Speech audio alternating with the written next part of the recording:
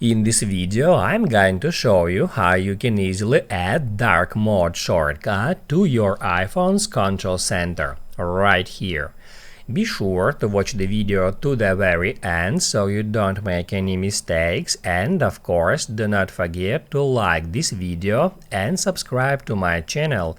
Thanks guys! So let's get started, and first off head over to settings and then scroll down a bit and tap at control center.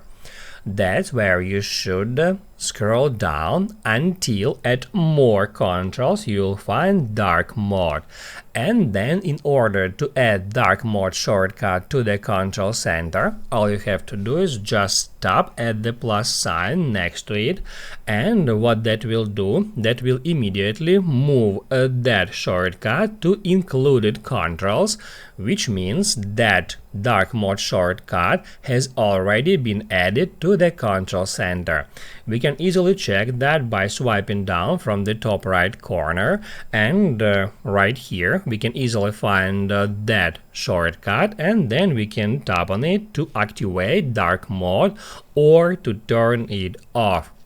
Also, in here we can change the order of these shortcuts simply by dragging them up or down in that way. And that will also change the order of the shortcuts at the control center. As you can see, dark mode shortcut is now located right here at the second position.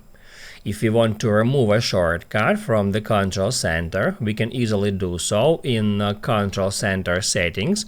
All we have to do is just tap at the minus sign next to shortcut's name and then hit at remove.